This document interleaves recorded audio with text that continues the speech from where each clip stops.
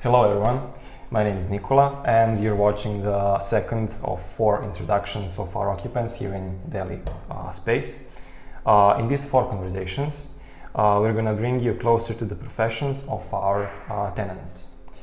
These shows are the part of the Faktor project implemented by OCD Proaktiv with the partnership of Junior Achievement Serbia. Okay, so this is today we're going to speak with Patrick Toon.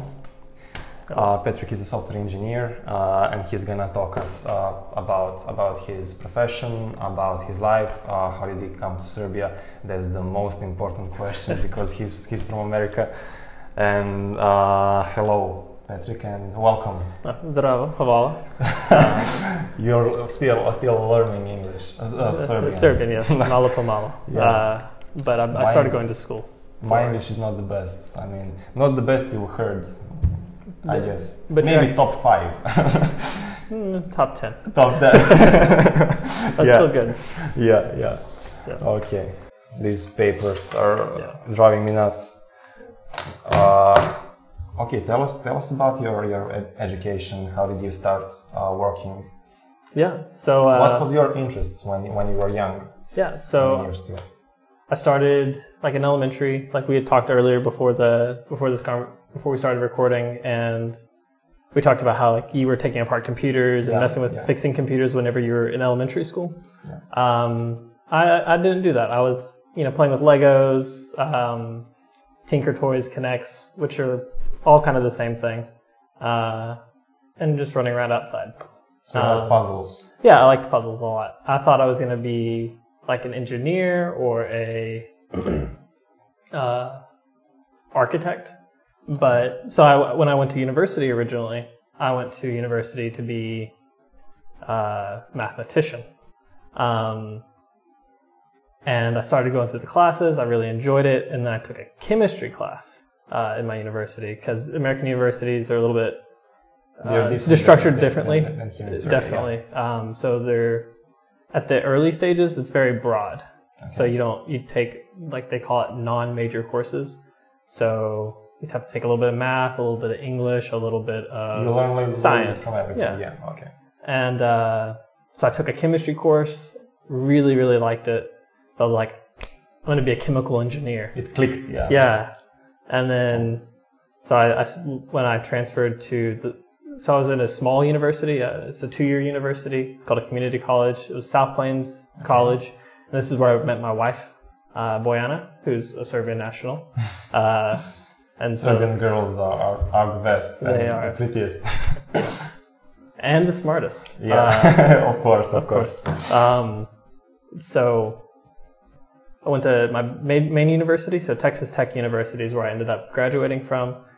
Transferred there as a chemical engineering major, made it through thermodynamics, and then I had a professor who said, Patrick, you might want to try this class. And it was a computer science class, and I was like, I guess. So something different. Yeah, it was an elective course, like it filled a credit that I needed to graduate. Yeah. Like, okay, I'll do it. And I loved it. Like, I went home and I was excited to do the homework, which is weird. But I was excited to do the work for it. Yeah. So from then on, like the next semester, I changed my major to computer science, and then so it took from what should have been a 4-year degree, it took me 6 years. Okay. But I finished, and here I am. Yeah. Do you think that passion that clicked when you started learning that class, computer engineering and all those stuff? Do you think that passion is the most important stuff actually that drives you to learn and to improve yourself? I think passion is very important. We can say that you have passion towards that. Yeah, that class. I would agree. Passion is important, but I don't think it's the most important because there are people who do jobs that aren't glamorous or exciting to them. They don't go home and they don't want to continue doing it. But we still need those jobs to get done.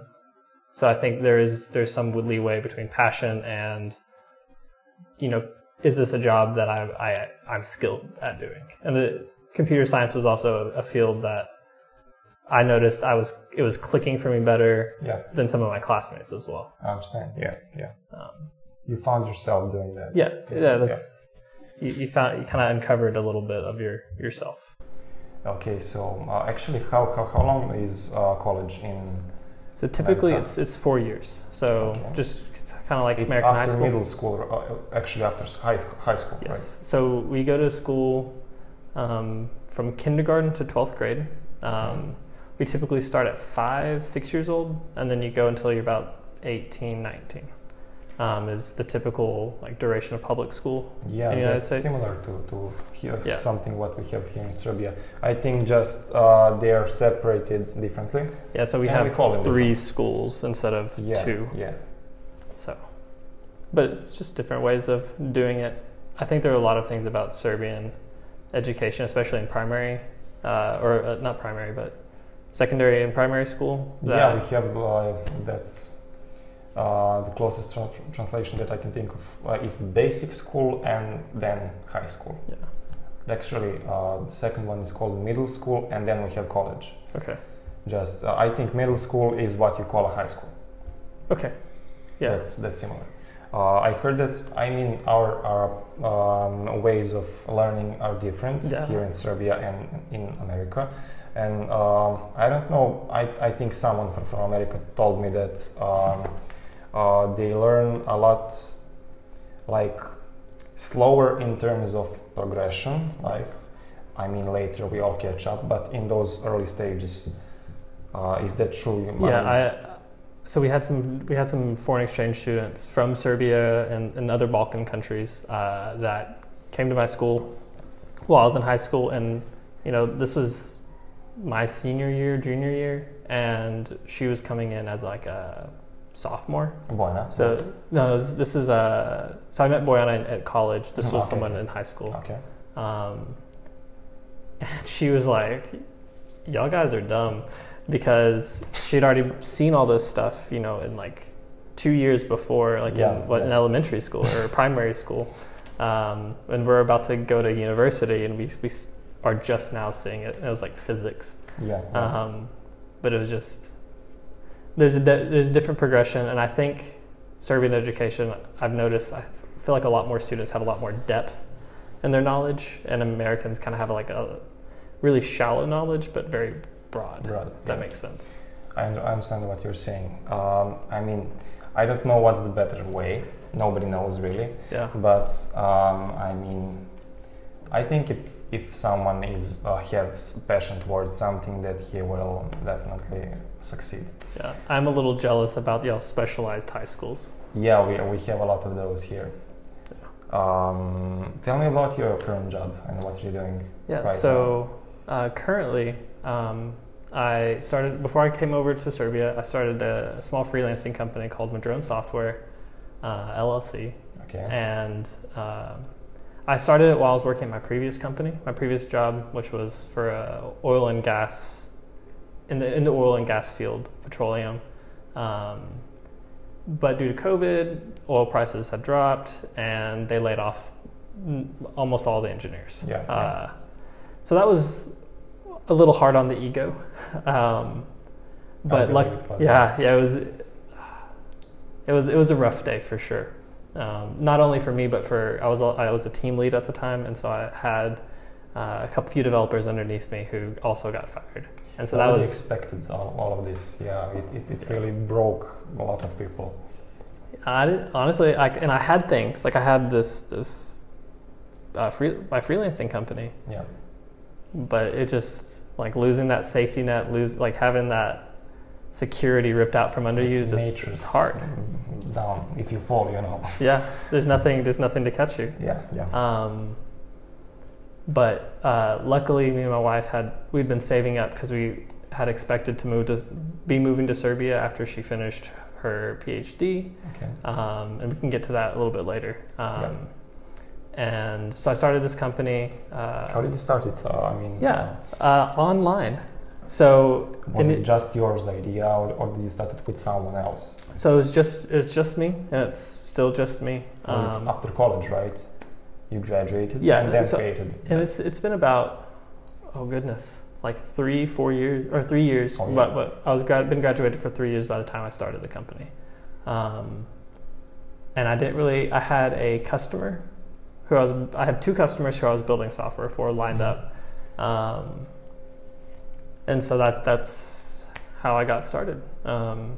Did you have any we said it practice before you started. Did you have any jobs right after college? Yes. So was it easy to find a job? That's something my university did a really good job at doing, was getting students internship experiences before we graduated. I was one of the students, and the majority of students had internships. Very few did not. The students who had internships in college seemed like they were more successful at finding a job right after college. So I had a full-time job lined up before I graduated. So I'd been working for That's amazing, actually. Yeah, that raises sense of like, you know that you have a job when you graduate. And American universities are pretty expensive too. Yeah. And so it doesn't make sense to spend all this money and then look for a job. Yeah, and then just you don't know if you're gonna get a job at the end. Yeah. So one of the actually big draws of American universities, if they're not like Ivy League, is their job placement. So that's one of the things that universities advertise, is like, hey, we have a 98% job placement after graduation. Yeah. Which is really great. And computer science, like, it's a great time to be in the field. My wife's a scientist, she's a biologist, and she keeps looking for science jobs. Yeah. And it's always computer science, data scientist, all sorts of things, everything but. They're not lying when they say that computers are definitely jobs for the future. Yeah, for now. For now, yeah. Until they revolt. We hope that they will stay like jobs for the future. Yes. I mean, just so I can finish college and I can get a job later. I don't care. Right. Okay, so when you came to Serbia, you started working here at Deli space. Yes. Tell me something about that. What do you think are the differences between working from home and working here in this environment? Yeah, so I don't know about you, but I have a really difficult time separating entertainment from work. Yeah. Especially on the days when you really don't want to work. And what I found, like, through university, like studying, I would have a place. Like, I go to the university library to study, and that's all I do. I don't go see friends. I don't eat. I just go here and I study right here at this desk. Because when I wasn't doing that, or if I started mixing, I had some friends come over and we studied in my study place together, it became more about entertainment, made it easier to get on Facebook and Twitter, and there goes 3 hours. I understand, yeah. So having the separation between my apartment, where I can unwind and relax and hang out with my wife, and having a place like Deli where I can still interact with people and still have conversations, but also we come here to work. And that's the main objective. Like, we don't come here to, party or watch Netflix or whatever. It's really productive space. Yeah. All the people are productive. Yeah, and you kind of feel that energy. Yeah.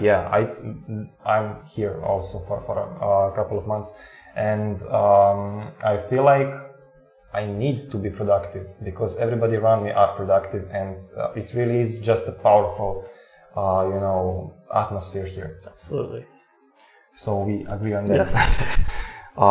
Tell me something about what would you say and give like tips, and what were your mistakes when you were like bringing yourself in this field of work and business? Yeah. So, man, I'd made quite a few mistakes, and some of them cost me a little bit of money. For instance, I started. So this is very specific to like an American starting a company. I started my company in Delaware because I heard Delaware is the state to start your company. In terms of taxes and in terms of else. taxes and startup fees and legal protection, and like they just made a big long list. And I was like, okay, I'll do that. And it was kind of cheap to start up in Delaware, but then I like looked at these yearly fees and it was like, it's pretty expensive. And I was like, golly. And then if I wanted to do certain types of work, I had to register my company in Texas, and it got complicated very quickly. And so I lost the money because I had to basically shut down the other company before starting the company in Texas again. So that was a little bit difficult. But outside of that, I think some of the biggest mistakes I've made have been around not list, like when someone comes to you and says like, hey, I have this great idea for an app. Hey, I have this, great pitch for you, this great opportunity, and it doesn't feel right. Like listen to yourself. Listen to yourself because you don't want to be 3 months down the line and then they just come to you or ghost you. But if they come to you, they're just like, oh, sorry, we don't have the money. And I operate my business very much like on like handshakes. Like I move to trust people openly first. I don't like to have contracts getting in the way. I understand. That's based on trust. Yeah. So you base it on trust, and I feel like I've built better relationships doing that. But then there's also like people who will take advantage of that. There is always those people. Yeah. But I think more often than not, people are typically good. So, what do you think about people in Serbia, like compared to Americans? Yeah, honestly, I haven't talked to a whole lot of people just because of the language barrier. But everyone that I've met in Serbia has, like 99% they've been so kind, so thoughtful, so like, here, let me show you all these things. Yeah. So thank you. That's compliments to my my country. It's wonderful. Like so Milan, one of the guys at Deli, he's like, hey Patrick, you want to go grab let's go grab a beer here. Let's go grab some lunch over here. And it's very nice because like I don't have I don't have my people here, like my friend group here that I grew up with. Yeah. And so it's nice that people are willing to like pull me into their friend groups. I think it really is like this in Serbia, but mostly people are really trying to make friends all the time. Yeah. And I think we don't have a lot of problems that other countries have. I think really, I love living in Serbia. If we're speaking about those types, I like people. People I think really are good, especially towards someone who comes from another country. Everybody greets them like open-handed. Very much so. Yeah. My parents actually just came to visit, and they had a blast. And like we went to the mountains, we went to lakes, went to all over, and they just loved it. If you need some more tips for visiting places, you can ask. I might need it the next time. Okay. And finally, tell me something about do you have any literature to maybe tell us about young people should maybe read, maybe watch some series, movies, or something like that, just to develop themselves and their minds towards business? Yeah, so specifically around business, I actually just yesterday finished a book by Derek Sivers. What's it called? Derek Sivers, that's his name. Okay. There's 2 books, one that I just finished reading. One is called Hell Yeah or No, which is basically write it down. Yeah. It's like his mode of, like if he's a little overwhelmed, he notices he's been saying yeah to things that don't really just get him all excited. Yeah. So he says no to everything that isn't like super exciting to him. And he kind of applies these lessons to how he operated his business. He sold a business, I don't remember when he sold it, but he sold it for several $1 million. So he's had some success. I guess you could say. More success than I think I'm going to experience. Oh no, we all have time, you know. And then another good one is anything by Jim Collins. So Good to Great, The Flywheel. I'm trying to remember some other. Good to Great though is a pretty awesome book to read, and specifically around entrepreneurs and how to kind of operate your company and the way of thinking. And I think the third book I would recommend would be The E-Myth, and the author is escaping me right now. Or I think it's The E-Myth Revisited. And it's like the entrepreneurial myth, like people are born entrepreneurs, and like if you don't have this knack, then you're just destined to be a worker your entire life, and you just got to like scribble on a desk, and you don't get, you just always have a boss. And but he kind of breaks that down. It's like, actually, like, no, in each person there's three workers. You have the entrepreneur, the manager, and the technician, and then kind of goes from there. Totally different people. Yeah. So it's very good. Those are, I think, some of the most useful books I've read for my business. Check them. Yeah. Thank you so much. Yeah. Patrick, thanks a lot for this talk and for sharing your experience and knowledge with our viewers. Yeah. Thanks for having me. We also want to thank Deli Space for their hospitality, and we invite you to follow the site and social media of Deli Space, whose links we're going to put down in the description. And that's it, Patrick. It was nice talking to you. Yeah, it was nice talking to you. You're really a nice guy. Sure. See you in the next show. Bye.